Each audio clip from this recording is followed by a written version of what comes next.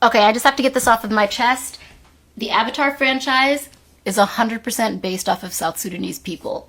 Literally, phenotypically taken from us. Tall, lanky, dark, ethereal, otherworldly. We're not called blue-black for no reason. Names like this new character, Barang. Meanwhile, our homies on the block are called Garang, Gatluak. You've got the Acholi, like Suli. It's not just the Aduts and the Anoks, because when you hear the language of the Na'avi, at least as a South Sudanese person, you're like, Aiwa, manangajwak, which sounds mad familiar, right? Yeah. And we've been covering ourselves in ash for centuries. It's a tradition shaped by our climate and cattle herding cultural practices. All of our style clothing and drip down to the jewelry bra. This man is who they archetyped for sure. Because wouldn't it be weird to see a movie with a bunch of blonde-haired, blue-eyed, tall people with axes and hammers living on boats as a way of life and not give a nod to like Viking culture?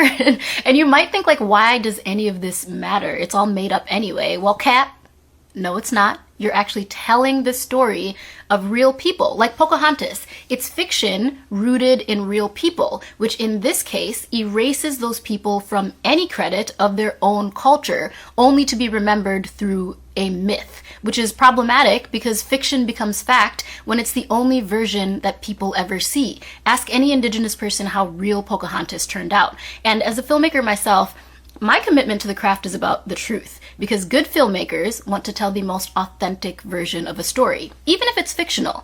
Exploitative filmmaking doesn't aim to tell the most honest story. They go for the cheapest version that appeals to the widest market. And that market is usually shaped towards the most basic, flattened understanding of a people or culture. So should filmmakers be allowed to make whatever they want? Could Zoe Saldana play Nina Simone?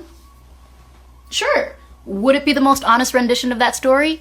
Probably not. And why does this matter in context to Avatar? Because it takes the cultural and underdog humanness of a place like South Sudan, the youngest country in the world, which quite literally defied every odd to gain its sovereignty, and attributes all that world building to Hollywood. And I promise you that Hollywood is not building the future. It just continues to cosplay and recycle these types of stories, strips them for aesthetics, repackages them with CGI, AI, and then calls it innovation. But this is why I love AI, because it is democratizing means of production. So I don't have to wait for my story to be greenlit, or worse, stolen and repackaged by the same machine that first told me that it had no value. So if you truly love Avatar and you want to support the real life people and culture that inspire that type of storytelling, I would love and appreciate your follow and share. Okay, bye.